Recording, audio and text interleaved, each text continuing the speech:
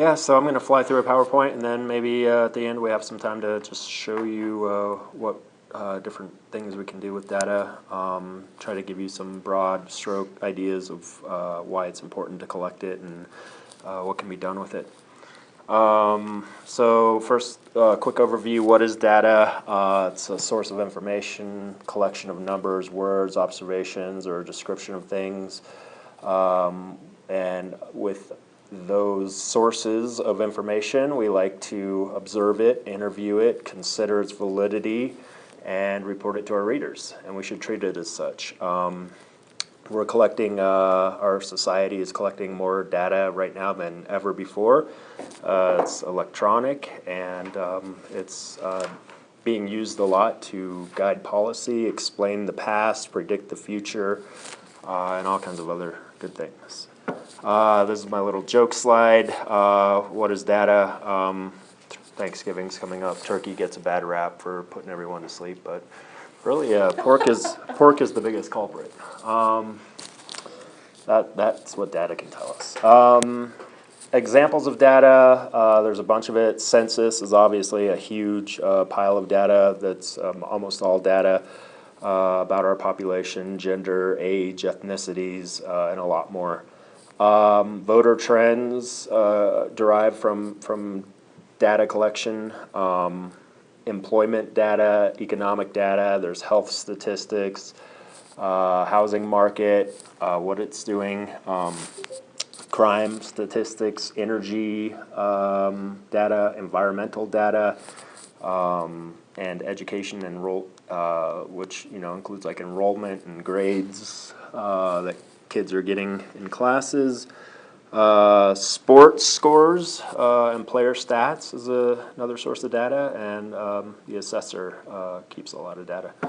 And even more, in case we haven't hit enough, passenger numbers, public transportation, how many people are riding, what costs they're paying, stuff like that. Traffic studies, how our roads are being used, on-time logs such as airplanes. Police blotter, for me, is a big source of information that we can compile and develop trends from. Voter registration logs, phone logs, meeting and docket schedules. I keep an ongoing list of the court docket. I've got 110,000 court hearings that have happened since February 2012, and it's just fun to keep that database and go back and look at who's been in court. Campaign finance reports, a big one that we tap into in the newsroom. Survey results, tax liens, expense reports, our water usage. So go back to your one where you were talking about your court docket and stuff. So the data you put in there, do you put in race, gender, or do you break it down quite a bit, or do you? No, the court docket doesn't include that. It tells you what your case number is, who your name is, what your name is, when you have court, what judge you're going to be appearing in front of, what kind of hearing you're having, and so unless we start combining it with another database and linking your name or some kind of other identifying information with that information that you're talking about, we don't have that in the court docket. You have to combine databases in order to connect that. But that's good information, what ethnicities are appearing in court, and right. What can data tell us? These are a few stories that we've done recently. Female judges are evaluated more harshly than their male counterparts. That's a story that I haven't ever seen anyone touch on, but we looked at judicial review scores for retention elections. This was 2 years ago, and it was pretty clear that female judges were judged more harshly than their male counterparts, and that was an interesting story, and I think it won us an award, but just not something there that was ever going to come to us without evaluating those numbers, and we built our own database to do it. It took a while, but very cool story. Where are you most likely to get ticketed in Durango? I think everyone drives, and that's a fun little statistic, bit of information you can let people know. We've got about 5 years worth of the police blotter, and you can kind of sort address and citations and figure out, where are most tickets being written. You can do obviously more serious stuff like assaults and rapes and stuff like that, and find out where things are occurring. Voters are leaving major political parties to become unaffiliated voters was one that we did recently. Young voters also have huge political sway, as in there's a lot of them registered to vote, but they don't really show up to vote. And those are using two different sources of data to show that. That's a trend that I think is pretty well known across the country, but it's fun to see that actually happening here. And Durango Airport ranks above average for delays and cancellations, something that I feel like a lot of travelers kind of feel, but to actually show it in the numbers is a whole different thing, and to prove that it is true and it's happening. So who's got data and where can we get data from? Everyone has data. Your cell phone has data. My Fitbit tracker has data, and every agency and every business, they're all producing and keeping data. Online, we can find a lot of it, do advanced Google searches, put in parameters like La Plata County and .gov websites and only Excel spreadsheets, and just start browsing what comes back. You'll be surprised on what you can find that you may not even have thought of looking for. Records custodians, like your city clerk, your county finance director, obviously, they're kind of some of the gatekeepers of data. And then obviously database managers and system operators, that guy in the basement of the courthouse who has to maintain the computer systems for government bodies, just sitting on mounds of it, and they are surprisingly willing to talk about everything that they know and are collecting and see, and they can help you maybe go about learning how to access some of it. And if agencies or governments are throwing out numbers, it's because they're sitting on data. When they are in a meeting and they use a number, then there tends to be a lot more numbers behind that one that they shared with you. So try to inquire where did that number come from and what other numbers are around it, and try to get that information. A lot of data is public records, and we should treat it as such. We should go after it. Ask for it in electronic format, preferably searchable spreadsheets or rich text format, which allows us to kind of manipulate it and search it more easily. But we'll take it any way we can get it. PDFs or hard copies even, we are able to scan, and there's programs that will help. They're not perfect, but help convert that and drop them into a spreadsheet.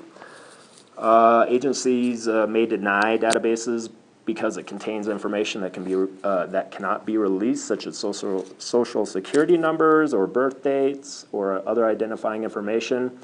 Don't let people just deny an entire set of numbers because it contains that information. Politely ask them to remove rows or columns that might contain information that we're not allowed to have. And one thing I've run into is, well, how do we know what people are tracking? You can always ask for a records layout, which shows the rows or columns, headers of any data set. And as an example of that, here's one I just made up. This is the records layout. It has a place to put your name or phone numbers and addresses, social security numbers, tail numbers, violation, and year of offense. So this would look like something to do with aviation, given the tail number column. But maybe everything in here should be public except for the social security, so just ask them to remove that column. Now, working with data, I would encourage you not to be afraid of Excel. It doesn't take much time to learn a little key functions in it, and I'm always willing to help you with that as well. In the long run, it's a lot easier than using a calculator. You can do thousands of calculations with a couple keystrokes compared to sitting there and doing them with your calculator.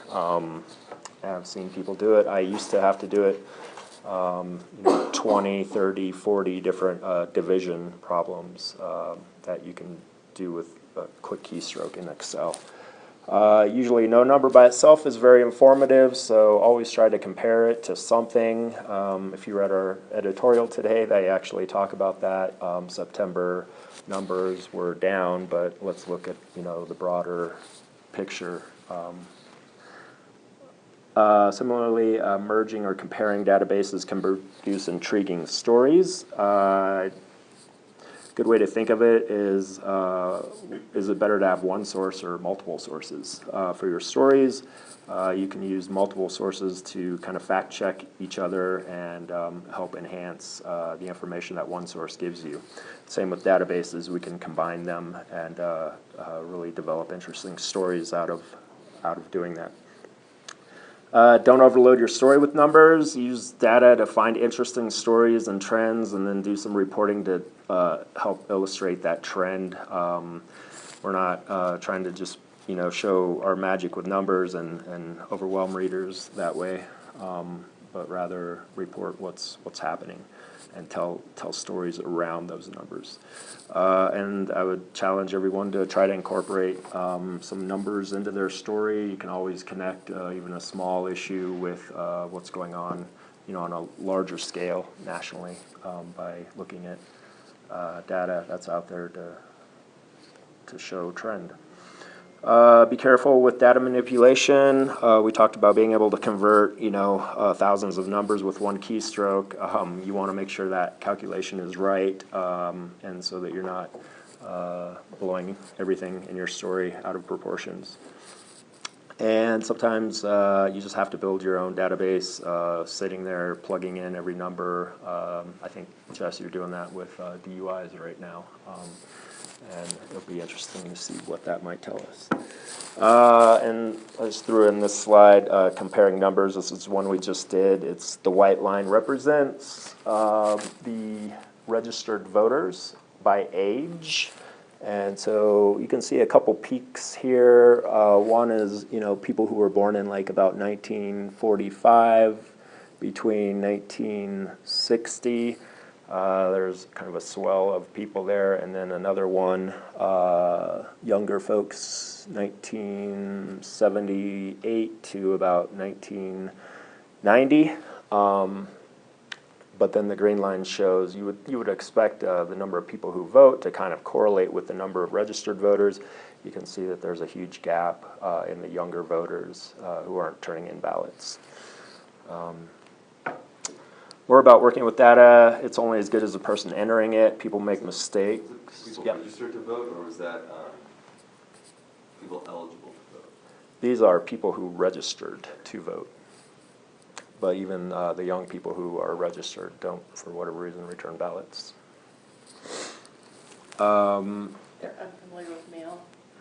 Yeah. Waiting for it to, yeah. So data is only as good as the person entering it, and people make mistakes, and we need to be aware of that and try to test the reliability of what the data sources are that we're using. You can't always compare small sample sizes with large sample sizes. Looking at Denver's murder rate versus Durango's murder rate, numbers get really skewed. You have to incorporate appropriate statistical methods like plotting bell curves. Something that I don't really know much about how to do, but you just need to be aware of that. We can maybe tap professors at Fort Lewis or somebody who can help do a statistical analysis if our numbers are too far skewed in the way of large and small. If something in your data looks too good to be true, maybe it is. Yeah, probably it is. So just, I would suggest maybe invite someone else, your coworker, to come look over your shoulder and see what you did and see if they get the same conclusions, if you guys are looking at the same thing, or if maybe some mistake is being made. And then Always be clear with your readers about the universe of the data that you're working with. This may require an explainer about where the data came from, how it was compiled, and how the analysis was done. If the data has limitations, let readers know about those. Sometimes if you're a really heavy data intense story, a little breakout box with a few graphs kind of explaining where that universe of data derived from. That would be like that last graphic that you showed. I would do ages instead of years, and that would cut down. The reader happened to do the math, like, okay, 91, that's like, so, okay, that person's, age. And then people could just, like, boom, right to it and say, oh, shit, those 21s are lazy. Right. And they're not voting, stuff like that. Yeah, anyway. We could help readers that way, for sure. And because we're in November, we know most of the ages, but if we were in June, half of the people born in 95 were, one age and the other half or another age. But let's see, so I put in a little example. I made this myself, ideas of comparing two data sets. Dirty Politician has a mileage report that he submits for his capital expenditure fund. This is a mileage log. And then he also is running for re-election, and so he has a campaign finance report. I was going to let you guys look at it for a minute or two and just see if you see anything hanky going on here when you compare two databases. Doesn't tackle $350 miles to Denver. Huh? In the bottom, 324. Where are you looking? There's a dollar sign in front of the 350. Oh, I'm missing dollar signs. Oh, that shouldn't have a dollar sign. I see. Whoops. I didn't know if it was you're tricking me. No. You got the same thing on there twice. Typo. Right. So there's actually 4 different things going on if you really want to read into it. But the biggest, easiest one is probably on 317.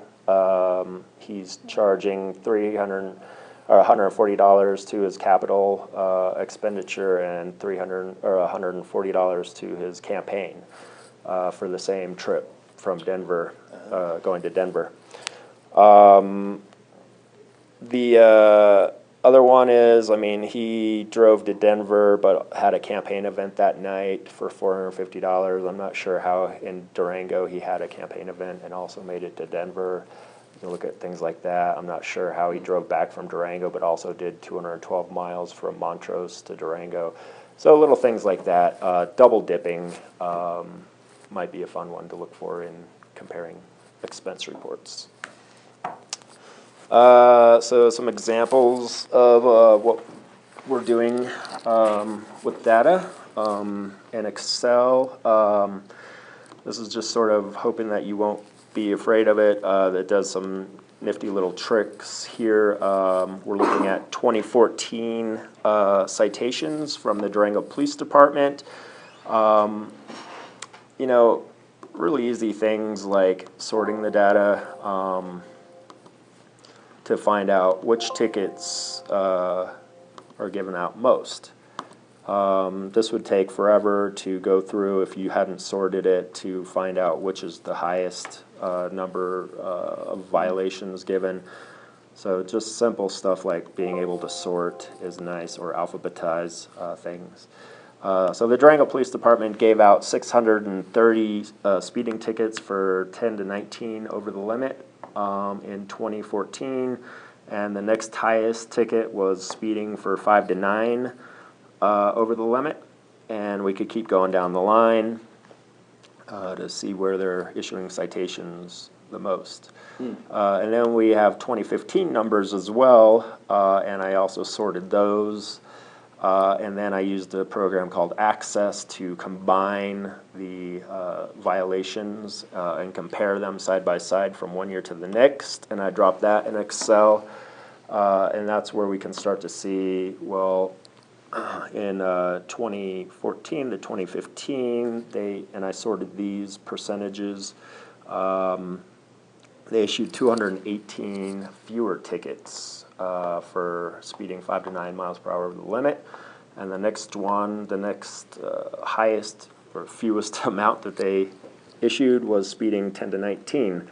or 163 fewer citations from one year to the next. That's huge. See, and you can like correlate that to where like they were down average of like 10 officers each year or something like during some of those years, right? Stuff like that. Well, yeah, that's the story. I mean, your numbers tell you something's going on there, and so obviously you have to pick up the phone and call the police department and say, hey, what's the deal? Why so much fewer? Did you have a change in policy? Are you guys issuing more warnings? What's the reason? See, with the sheriff's office, this will be crazy interesting to look at, because with Duke Sherrard and new sheriff coming in, Yeah. and Sean Smith saying, no, we're going to have more of a presence on roads, writing tickets and stuff like that. So Yeah. that kind of stuff will be One administration to the great to next. Yeah. Yeah. We can run all the way down to the bottom of this, and the numbers start to go the other way. Somewhere in the middle here, the numbers will be like, there we are, 0. They issued the same number of, operating uninsured motor vehicles from one year to the next. Could be a coincidence, we don't know. But way down at the bottom, we find out where they're issuing, I think, more tickets, right? In 2014, they issued 192 tickets for carrying, possession, and drinking alcohol in public. In 2015, that number went up 75 to 267 citations for that violation. That's a pretty big increase. Maybe we can find out why. We already did this story. I think one thing that happened was they stopped enforcing the loitering laws because of the ACLU said you're not allowed to do that, and so cops found another way to ticket people who were out on loitering around. If you have any alcohol, they're going to hit you with a citation. Might be one thing going on. So let's see. The AP sent out this to all of its users. This is schools. All 95% of all schools in the United States. You can see it's a huge pile of data. There are almost there's 94,000 schools that they provided here. But don't be afraid of these walls of data. Really easy in this program to, sorry, I'm missing my mouse. Go and, we don't care about Alaska or all these other states, so pretty easy tools to go in and filter it down to just Colorado. And now we're looking at, way fewer entries, and we don't care about all of Colorado. Maybe we just want La Plata County or Durango school districts. And so we're going to go to just Durango.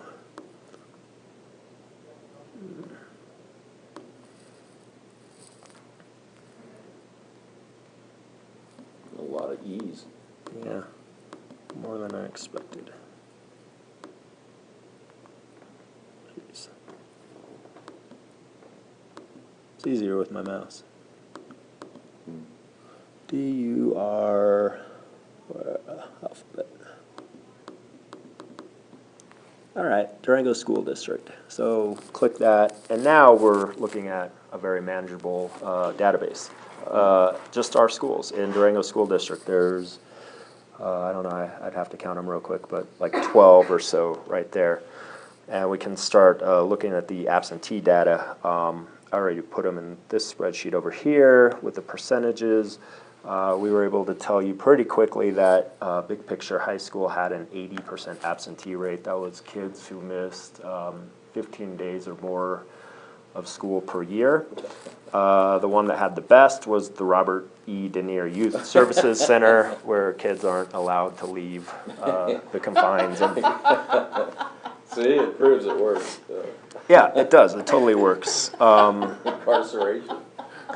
But, and then having all that data was great because pretty quickly we could compare it with the national averages and find out that we're way above But look at national Bayfield Elementary averages. School, I mean, that's, dang, that's not much worse than Denier.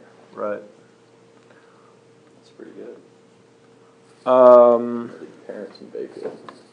Other couple quick examples before we're done. I think that's coming up pretty soon here. Sorry. Voter registration guide. Hopefully you guys know that this is available to you. It's on your desktop. Go look for it. It's a great resource. I think there's about 43,000 names in here of local voters in La Plata County. We can search by last name and learn all kinds of information about them. Their middle name, male, female, what year they were born, a possible phone number. Some of them don't work anymore. A lot of them are cell phones, which is great. Where they live, what town that is, if they're registered as Republican, Democrat, and affiliated, something else. If they're active voters, and when they registered to vote, when they may have changed their affiliation, all kinds of good information. It's a good resource to check name spellings and stuff like that. And then I like to show you this, my court docket. This is the docket I talked about that I've been keeping since February 2012. Every 2 weeks I drop whatever court cases are happening in there. There's 110,000 different court cases. If you've appeared in La Plata County Court during that time, your name is in this log. And I have another database next to it called My Criminals, where I track public. My phone on my desk. Sure, where I track public officials and any people in the court systems that I'm trying to keep track of. I've got about over 350 names in here, public officials and whatnot. 2 different databases. We run a query to create a third database. I call it court cases, and it cross-references all of the names, public officials that I'm tracking, and criminals with whatever's in the court docket, that huge document of thousands of names, to find out, like, I have this sorted by date, so today's the 17th. This morning I had Wayne Beatty in court, Carlton Yazzie was in court, and Nisha Candelaria were in court. If a public official were to pop up here, I would see that as well. So it's just a nice way to keep tabs So you of. have like Gwen Kelt's name in there, like things like that? Huh? What you mean by public official, you have like Gwen Kelt in there, so.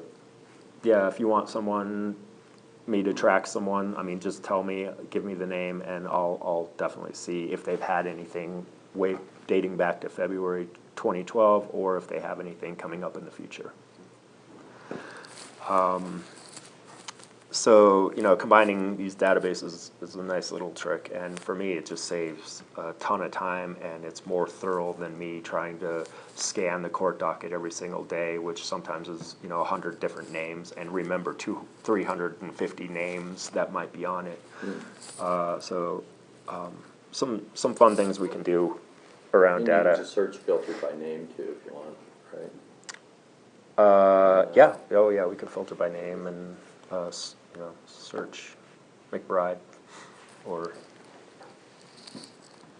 whoever you want.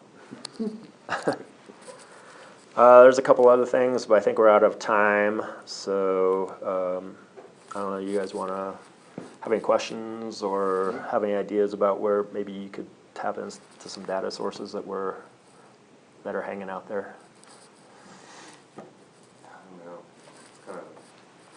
It is an overview. I'm happy to work with anyone who wants to kind of learn how to manipulate it a little bit more, or any other questions you may have. If you get a database and you want to see if we can do anything with it, let me know. Okay. Do you guys want to see more? All right. Yeah. Election results. This is one that I'm working on for the weekend. I just plugged in all of our precinct information. There's 32 precincts, and the percentages that went for Clinton or Trump in each precinct, and a little, it's called a little string formula here. It's an if query, where if you know, cell B here is greater than cell C, Clinton won, and so I told it to tell me, you know, who won each category, which helps me just visualize a lot more easily where Trump and Clinton are winning in the precincts. This kind of thing also makes it really easy to map those precincts and identify, you know, blue or red precincts. This is the foundation for creating those maps. The county, I just sent this over to them, and they popped one out in about a half an hour, and we're supposed to have that for our story this weekend. So you're going to compare like what you put in and what they have? No, I mean, this is the data. And this is their data? Well, I provided it to them, and they're going to provide us with heat maps that show how strongly blue or how strongly red every precinct went. So people at a glance can kind of look at, I live here, what are my neighbors, you know, what's my quadrant of the county voting?